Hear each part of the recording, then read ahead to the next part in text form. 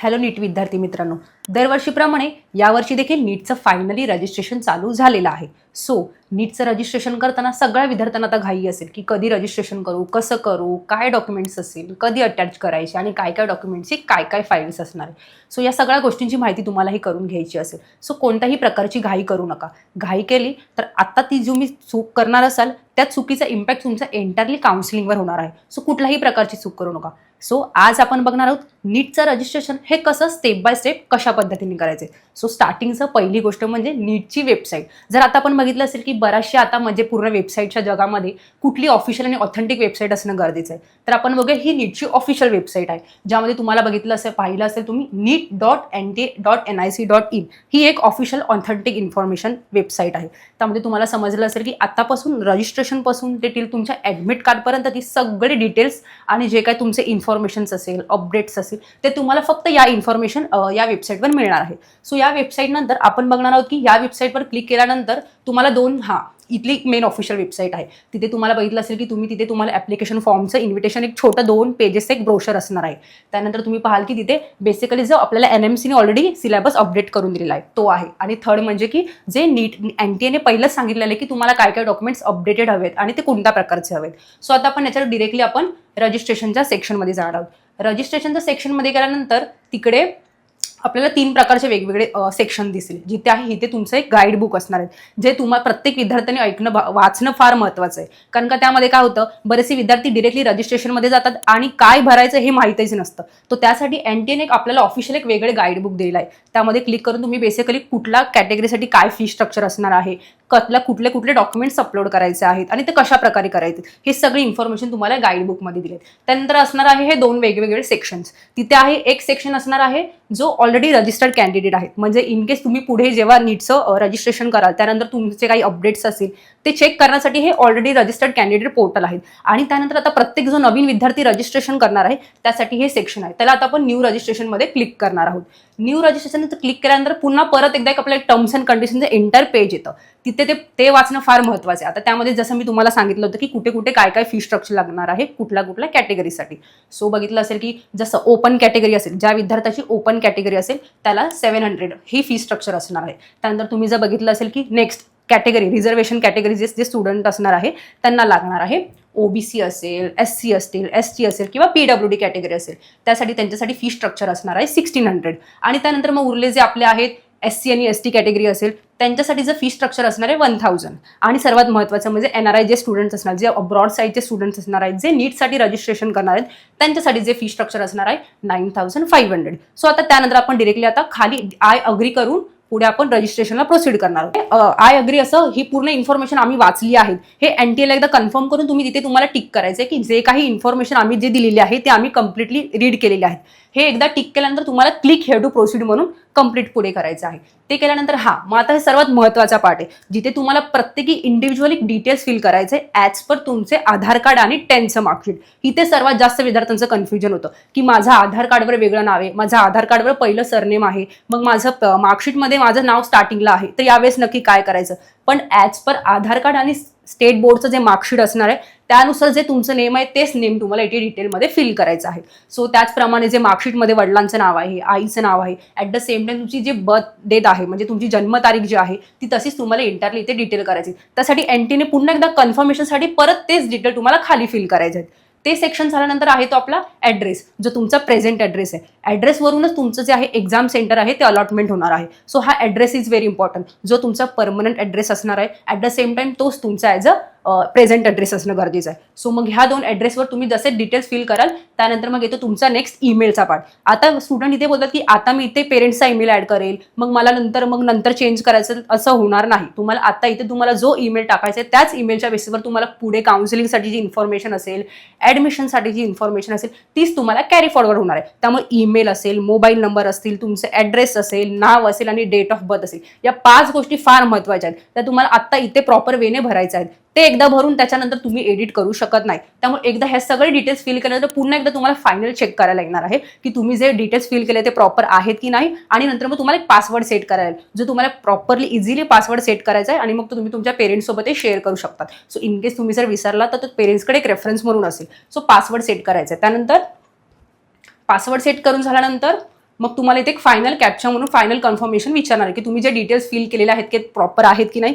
ते झाल्यानंतर मग तुम्हाला एक फायनल कन्फर्मेशन करून तुम्हाला ते सबमिट करायचं आहे.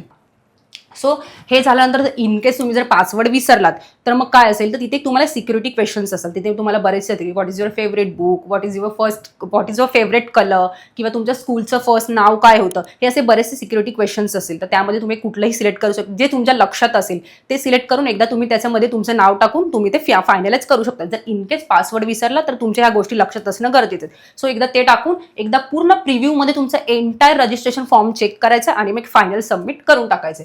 सो ते पहा. त्यानंतर एकदा पूर्ण रिव्ह्यू करायचं तुम्हाला पेज. जसं मी म्हणाले की एकदा फायनल चेक केल्यानंतर तुमचं नंतर रजिस्ट्रेशन मधले जे मी 5 डिटेल्स सांगितले ते चेंज होणार नाहीयेत. सो एकदा पुन्हा एकदा चेक करायचं, तुमचं नाव, तुमचं पेरेंट्सचं नाव, तुमचं ऍड्रेस, परमनंट ऍड्रेस, त्यानंतर तुमचा ईमेल आयडी, या सगळ्या गोष्टी परत एकदा चेक करायच्या आहेत. सो एकदा फायनल चेक केल्यानंतर तिथे तुम्हाला एक फायनल डिक्लेरेशन येतं की जे काही डिटेल्स मी फिल केले ते प्रॉपर अँड ऑथेंटिक आहेत. हे एकदा फायनलाइज क्लिक करून घेऊन मग पुढे फॉर्म प्रोसीड होणार आहे. सो ते झाल्यानंतर तुम्हाला इथे आय ॲग्री म्हणून करून एक सबमिट केल्यानंतर तुम्हाला एक तुमचा जो रजिस्ट्रेशनमध्ये मोबाईल नंबर ॲड केलेला असेल किंवा मग तुम्हाला जो ईमेल आयडी असेल त्या दोन्ही गोष्टींवर तुम्हाला एक OTP येणार आहे. तो OTP टाकून तुम्ही तो पुढे प्रोसीड करायचा आहे. हां, जसं मी तुम्हाला म्हणलं की तुम्हाला त्या नंबरवर OTP येणार आहे. OTP टाकून तुमचा फॉर्म पुढे प्रोसीड होणार आहे. सो ते झाल्यानंतर फायनली मग तुमचं रजिस्ट्रेशन कंप्लीट झालेलं आहे, ज्यामध्ये तुम्ही तुमचे सगळे बेसिक डिटेल्स फिल केलेले आहेत. आता आपण येणार आहोत ॲप्लिकेशन फॉर्मवर. ॲप्लिकेशन फॉर्ममध्ये जसंच येणार त्यावेळेस तुमचा एक ॲप्लिकेशन नंबर तिथे जनरेट होणार आहे. तर तुम्ही एक स्क्रीनशॉट काढून घेऊ शकता किंवा मग तुम्ही एक फायनली कुठेतरी रेफरन्स म्हणून लिहून ठेवू शकतात. कारण का हा ॲप्लिकेशन फॉर्मवरच तुम्हाला पुढे लॉग इन डिटेल्स करायचे आहेत. त्यामुळे हे ॲप्लिकेशन फॉर्ममध्ये जो नंबर असणार आहे तो आणि प्लस पासवर्ड हे ठेवणं फार महत्त्वाचं आहे. सो तुम्ही ते ॲप्लिकेशन नंबर कुठेही तरी नोट डाऊन करून ठेवू शकतात. सो ॲप्लिकेशन झाल्यानंतर मग पुन्हा एकदा तुम्ही जे डिटेल्स फिल केलेले होते ते फिल केल्यानंतर पुन्हा एकदा फायनलाइज व्हेरीफाय करायला येणार. म्हणजे जसं की तुम्ही तुमचा प्रेझेंट ॲड्रेस होता, परमनंट ॲड्रेस होता, तो एकदा व्हेरीफाईड होणार की तुम्ही जे डिटेल्स टाकले ते प्रॉपर आहेत. तुमचा जो ईमेल आयडी आहे, तुमचा कॉन्टॅक्ट नंबर आहे तो बरोबर आहेत की नाही एकदा फायनलाइज चेक होणार. त्यानंतर पुन्हा एकदा प्रत्येक सेक्शनच्या शेवटी तुम्हाला एक इंडिव्हिज्युअल एक कॅप्चा असणार आहे. तो जसं ॲड्रेस डिटेल्स टाकल्यानंतर तुम्हाला नंतर हा एक सेक्शन येणार आहे, ज्यामध्ये तुम्हाला तुमचं डायबेटिक आहात की नाही, तुमचं जर मेडिकल हिस्ट्री असेल तर तुम्हाला त्याप्रमाणे ते डिटेल्स फिल करायचे आहेत. त्याच्यानंतर तुमचं फायनल ॲन्युअल फॅमिली इन्कम जे महत्त्वाचा पार्ट आहे. प्रत्येकाला एक त्यांनी इंडिव्हिज्युअल रेंज दिलेली आहे. ज्या विद्यार्थ्यांचं फॅमिली इन्कम जे 8 लाखाच्या आत असेल आणि ते EWS कॅटेगरीमध्ये येत असतील तर त्या विद्यार्थ्यांनी डेफिनेटली ते आता EWS कॅटेगरीमध्ये कन्सिडर करून नंतर ते सर्टिफिकेटसाठी अप्लाय करू शकतात. ॲट द सेम टाइम जर जे विद्यार्थी OBC NCL मध्ये असेल ते आपण पुढे नंतर कॅटेगरीमध्ये डेफिनेटली बघणारच आहोत. पण इन शॉर्ट प्रत्येकाने आपापल्या कॅटेगरीनुसार ज्या प्रकारे आपलं फॅमिली इन्कम आहे तर तसं त्यांनी ॲड करायचं आहे. त्यानंतर मग तुम्ही मायनॉरिटीमध्ये असाल तर तुम्ही मायनॉरिटीमध्ये टाकू शकता येस किंवा नोमध्ये. त्यानंतर तुमचं मोड ऑफ प्रिपरेशन कसं आहे, म्हणजे तुम्ही जर ऑनलाईन कोचिंग घेत असाल तर ऑनलाईन मेन्शन करू शकता. तुम्ही जर ऑफलाईन असाल किंवा मग तुम्ही सेल्फ कोचिंग करत असाल तर सेल्फ कोचिंग तसं ज्याप्रमाणे तुमचं कोचिंगचं जे पॅटर्न असणार आहे ते तसं तुम्ही सिलेक्ट करू शकता. त्यानंतर मग मेन महत्त्वाचा प्रश्न, तुम्ही ट्रेडिशनल ज्याप्रमाणे जर आपण बघितलं ॲज पर रिलिजियस वाईज प्रत्येकाचे एक ट्रेडिशनल ड्रेसेस असणार आहेत. जर तुम्ही ट्रेडिशनल ड्रेस वेअर करणार आहात त्या दिवशी तर त्यावर तुमचं कन्फर्मेशन देणं फार महत्त्वाचं आहे. कारण का त्या दिवशी तुमचं पूर्ण बॉडीपासून त्या एंटायरली पूर्ण व्हेरिफिकेशन होणार आहे. जर तुम्ही येसमध्ये टाकणार असाल तर तुम्हाला येसमध्ये टाकायचं आणि जर तुम्ही वेअर नसेल करणार तर मग नोमध्ये टाकू शकतात. सो तसं करून मग पुन्हा एकदा फायनलाइज व्हेरीफाईड होणार आहे. नेक्स्ट जे असणार आहे महत्त्वाचा पार्ट जो मी म्हणाले की कॅटेगरीसाठी, जर तुम्ही कॅटेगरी कन्सिडर करत असाल, ओपन कॅटेगरी असेल तर ओपनसाठीच कन्सिडर होणार. आणि जर तुम्ही ओपन असाल, OBC असेल, SC असेल, ST असेल किंवा EWS असेल, ज्याप्रमाणे मी म्हणाले, जर तुम्ही कॅटेगरी कन्सिडर करत असाल तर तुम्हाला कॅटेगरीमध्ये टाकून त्यानंतर तुम्हाला कॅटेगरी सर्टिफिकेट नंबर विचारणार आहेत. कॅटेगरीमध्ये तुम्ही सर्टिफिकेशन कधी इश्यू केलेलं आहे ती डेट विचारणार आहेत. सो ते डिटेल्स तुमच्याकडे अवेलेबल असणं फार महत्त्वाचं आहे, कारण नंतर तुम्हाला ते कॅटेगरी सर्टिफिकेट अपलोडही करायचं आहे. सो हे डिटेल्स तुमच्या जवळपास असणं फार महत्त्वाचं आहे. जसं ज्याप्रमाणे तुम्ही कॅटेगरी टाकणार त्याप्रमाणे तुम्हाला ते डिटेल्स फिल करायचे आहेत. त्यानंतर मग असणार आहे की तुम्ही जर PWD कॅटेगरीशी बिलॉंग करत असाल तुम्हाला येसमध्ये करायचं आहे, नो करत असाल तर नोमध्ये करून पुढे प्रोसीड करायचं आहे. त्यानंतर असणार आहे पुन्हा महत्त्वाचं आधार कार्ड. आधार कार्डची तुमचा नंबर इंटरलिंक आहे की नाही यासाठी तुम्ही जर आधार कार्डचे डिटेल्स स्वतःहून ऑथेंटिकली देणार असाल तर तुम्हाला आधार कार्डचे डिटेल्स टाकायचे आहेत. आधार कार्डचा जो तुमचा नंबर आहे तो तुम्हाला 2दा व्हेरीफाईड होणार आहे. त्यानंतर तुमचा जो मोबाईल नंबर आहे तो आधार कार्डशी जर लिंक्ड असेल तर तो यानंतर तुम्हाला पुन्हा एक OTP येईल. तो OTP ॲड करून तुम्हाला पुढे प्रोसीड करायचा आहे. त्यानंतर असणार ज्यावेळेस तुम्ही आधार कार्डवर तुमचा फोटो, महत्वाची गोष्ट जी आधार कार्डचा वरचा फोटो अपलोड करणं, ज्यावर तो फोटो असणार आहे तो म्हणजे अपग्रेडेड असणं फार महत्वाचं आहे. जर तुमचा आधार कार्डचा फोटो, तुमचा पोस्ट कार्ड फोटो आणि ॲट द सेम टाइम तुमचा लाईव्ह फोटोग्राफ जो असणार आहे यावर्षी एनटीने इंट्रोड्यूस केलेला आहे, जर मॅच नाही झाला तर तुमचं ॲप्लिकेशन रिजेक्ट होऊ शकतं. सो आधार कार्डवरचा फोटो अपडेटेड असणं फार महत्वाचं आहे. जसं तुमचं आधार कार्ड इथे व्हेरीफाईड होणार तसं तुमचे पूर्ण डिटेल्स इथे डिस्प्ले होणार. सो त्यानंतर मग अप्पर आयडी मॅन्डेटरी नाहीये, जर तुमच्याकडे असेल तर तुम्ही ऍड करू शकता, नसेल तर व्हेरीफाईड, तसं काही प्रॉब्लेम नाही. त्यानंतर मग तुमचं एक्झामिनेशन मोड कसं असणार आहे, तुमची लँग्वेज काय असणार, एक्झाम मीडियमचं लँग्वेज जसं इंग्लिश असेल, जसं एनटीएने मोर दॅन 20 लँग्वेजेसमध्ये तुम्ही नीटची एक्झाम देऊ शकता. सो ॲज पर तुमच्या लँग्वेजनुसार जर तुम्ही एक्झामिनेशनचं पॅटर्न निवडू शकता. त्यानंतर जर तुमचं जसं मी म्हणाले की तुमचा प्रेझेंट ॲड्रेस आणि तुमचा परमनंट ॲड्रेस त्या बेसिसवर तुमचे एक्झामिनेशन सिटीज अलॉट होत असतात.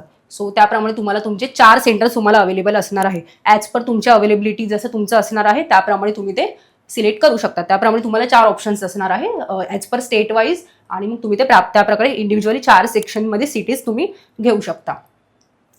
त्यानंतर नेक्स्ट असणार आहे ते क्वालिफिकेशन डिटेल 10. इंडिव्हिज्युअली सगळ्याच विद्यार्थ्यांचं 10चे डिटेल्स असणारच आहेत. सो कुठून तुम्ही बेसिकली तुमचं पास स्टेटस ऑब्व्हियसली सगळ्या स्टुडंटचं पास्टमध्येच येणार आहे. त्यानंतर तुमचं बोर्ड कुठलं आहे, तुमचं पासिंग इयर कुठलं आहे, त्यानंतर तुमचं पासिंग म्हणजे तुमची जी स्कूल आहे ती अर्बनमध्ये लोकेटेड आहे की रुरलमध्ये लोकेटेड आहे, त्यानंतर तुमचं बोर्ड कुठलं आहे, CBSE आहे, ICSE आहे किंवा मग स्टेट बोर्ड आहे, त्या बोर्डप्रमाणे तुम्हाला ते सिलेक्ट करायचे. प्लस तुमचं पासिंगमध्ये तुमचे जे टोटल मार्क्स किती आहे, त्यानंतर तुम्हाला ॲक्च्युअल तुमचे पर्सेंटेज किती आहेत, हे सगळे डिटेल्स तुम्हाला इथे फिल करायचे. प्लस तुमचा जो बोर्ड 11-10ची जी स्कूल होती त्याचा ॲड्रेस आहे, त्याचं रोल नंबर आहे, ते सगळे डिटेल्स तुम्हाला इंडिव्हिज्युअली इथे फिल करायचे. त्यानंतर जे आहे 12चा बोर्ड. आता यामध्ये बरेचसे स्टुडंट्स असेल की जे फ्रेशर्स असतील ते अपिरिंगमध्ये येतील, आणि ज्या विद्यार्थ्यांची ऑलरेडी 12ची एक्झाम झालेली आहे ते पास्टमध्ये येतील. तर त्यानंतर त्यांना अशी इंडिव्हिज्युअली त्यांचा इयर वाईज त्यांना डिटेल्स फिल करायचे आहेत. तुम्ही जर बघाल तिथे इयर ऑफ पासिंग जर तुमचं यावर्षीचं असेल तर बाय डिफॉल्ट 2026 मध्ये येणार आहे. त्यानंतर तुम्ही जर त्याच्यानंतर बघाल की तुमचं स्कूल, जसं मी म्हणाले की 10 मध्ये जसं त्यांनी विचारलेलं की तुमचं स्कूल कुठे लोकेटेड आहे, अर्बनमध्ये की रुरलमध्ये, त्याप्रमाणे तुम्हाला तसे डिटेल्स फिल करायचे. आता इथे क्वालिफाईंग एक्झामचा कोड, हे कोड फार महत्त्वाचे. यामध्ये जर ज्या विद्यार्थी यावर्षी 12वीसाठी अपिअरिंग आहेत त्यांच्यासाठी कोड 1 आहे, आणि जे विद्यार्थी ऑलरेडी पास आउट आहेत त्यांच्यासाठी कोड 2 आहे.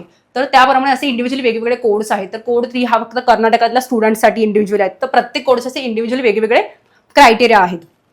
त्यानंतर तुम्ही बघितलं असेल की तुमचं पुन्हा एकदा तुम्हाला बोर्ड व्हेरीफाईड करायचं. तुम्ही HSC बोर्ड आहात, स्टेट बोर्ड आहात की तुमचं CBSE बोर्ड आहे, ICSE बोर्ड आहेत. जे विद्यार्थी यावर्षी 12th अपिअरिंग आहेत, म्हणजे आता जस्ट आपण बघितलं असेल की बोर्डचे एक्झाम चालू आहेत, जर ते विद्यार्थी अपिअरिंग आहेत तर त्यांचा एक रोल नंबर असतो जो त्यांच्या सर्टिफिकेटवर असतो, त्यांच्या हॉल तिकीटवर असतो. तो रोल नंबर ते लोक ॲड करू शकतात. ॲट द सेम टाइम त्यांना त्यांचं स्कूलचं बोर्ड नेम आणि ॲड्रेस ॲड करायचा आहे. सो हे सगळे डिटेल्स त्यांना फिल करायचे आहेत. त्यानंतर आपण ॲडिशनल डिटेल्समध्ये बघणार आहोत की जे विद्यार्थी ट्विन्स आहेत तर त्यांना येसमध्ये करायचं, जे विद्यार्थी नाही आहेत युजली सगळ्यांचे मोस्टली नसणारच आहे, नो मध्ये येणार, तर त्यांचं आन्सर नो मध्ये येणार. त्यानंतर मग तुम्ही जर नीट एक्झाम ही रिपीटर आहात की फर्स्ट टाइम आहात हे तुम्हाला तिथे कन्फर्म करायचं आहे. त्यानंतर तुमचं बर्थ प्लेस म्हणजे कुठल्या कंट्रीमधून आहात, इंडियामधून कुठल्या स्टेटमधून आहात, हे सगळे डिटेल्स तुम्हाला सांगायचे आहेत. त्यानंतर तुमचा अल्टरनेट नंबर, जर इन केस तुमच्या ईमेल आयडी पर्यंत तुम्हाला जर ते त्यांचे डिटेल्स असतील ते पोहोचू शकत नसेल तर त्यांचा अल्टरनेट डिटेल्स हवे असतात, तर त्यामध्ये तुम्ही तुमचे पेरेंट्सचे अल्टरनेट डिटेल्स ॲड करू शकतात. त्यानंतर आहे जे अल्टरनेट नंबर त्यांनी डिटेल्स टाकले त्याच्यावर ते व्हेरीफाईड होणार आहे. मग ते ईमेल आयडी असेल आणि मग कॉन्टॅक्ट नंबर असेल. त्यानंतर मग मेस्ट महत्त्वाचं म्हणजे लाईव्ह फोटोग्राफ, जो सगळ्या विद्यार्थ्यांना घेणं फार महत्त्वाचं आहे. तर लाईव्ह फोटोग्राफमध्ये तुम्ही बघू शकता की त्यासाठी लॅपटॉप असणं किंवा मग तुमच्याकडे महत्त्वाचे डिव्हायसेस असणं फार गरजेचं आहे. तुम्ही जिथे असाल तिथे प्लेन बॅकग्राऊंडमधून तुम्ही तो लाईव्ह फोटोग्राफ कॅप्चर करून अपलोड करू शकता. ज्यांच्याकडे लॅपटॉप अवेलेबल नसेल किंवा बाकीचे डिव्हायसेस अवेलेबल नसेल तर त्यांच्यासाठी त्यांनी एक ऑप्शन अवेलेबल करून दिला आहे, तो म्हणजे हा बारकोड. या बारकोडवर ते स्कॅन करून फोनमधून फोटो अपलोड करून कॅप्चर करून आणि मग ते अपलोड करून पुन्हा ते लॅपटॉपवर रिझ्यूम करू शकतात. बाकीचा ॲप्लिकेशन फॉर्म ते नेक्स्ट फेज पासून कंटिन्यू करू शकतात. सो त्यांच्यासाठी सुद्धा ऑप्शन अवेलेबल केलेला आहे. नेक्स्ट म्हणजे लाईव्ह फोटोग्राफ नंतर सर्वात महत्त्वाचं नंतर आपले डॉक्युमेंट्स अपलोड, की आता कुठल्या काय डॉक्युमेंट्स अपलोड करायचे. तर सर्वात महत्त्वाचे म्हणजे पासपोर्ट साईज फोटो, त्यामध्ये ते प्रॉपर प्रपोर्शनमध्ये असणं फार गरजेचं आहे, की म्हणजे त्यांच्यामध्ये 80% फेज हा तुमचा विजिबल असणं गरजेचं आहे. प्लस तुम्ही जी फाईल आहे, डॉक्युमेंटची फाईल आहे ती कुठली असणं, तर ती JPG आणि JPEG मध्ये असणं गरजेचं आहे. तर त्यामध्ये ते फाईलचं जे डॉक्युमेंटेशन जे आहे ते कुठीमध्ये, तर 10 ते 200च्या KB मध्ये असणं फार गरजेचं आहे. त्याच KB मध्ये जर त्या प्रकाराचं डॉक्युमेंट्स अवेलेबल असेल तरच ते अपलोड होऊ शकतं, अदरवाईज ते डॉक्युमेंट्स अपलोड होणार नाही.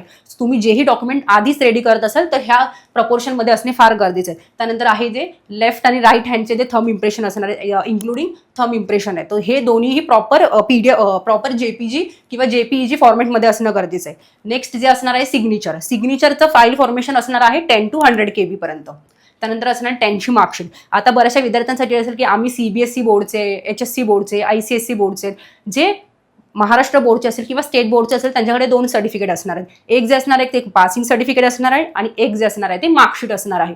मार्कशीट असणार आहे त्यांनी हे इथे मार्कशीट अपलोड करायची. पण जे ICSE बोर्डचे आहेत किंवा CBSE बोर्डचे आहेत त्यांच्यासाठी मार्कशीट कम पासिंग सर्टिफिकेट एकच असणार. सो त्यांना दोन्ही वेळा एकच सर्टिफिकेट अपलोड करायचे आहे. सो त्यानुसार ते सर्टिफिकेट त्यांना अपलोड करायचे. त्याच्यानंतर मग जे असणार आहे की तुमचं ऑथेंटिकेशन, तुम्ही जर म्हणजे रेसिडेन्सी तुमची प्रूफ करण्यासाठी काय असणार आहे, ॲड्रेस प्रूफ आहे तर तुम्ही आधार कार्ड टाकू शकता, पासपोर्ट टाकू शकता, हे बरेचसे ऑप्शन्स अवेलेबल आहेत.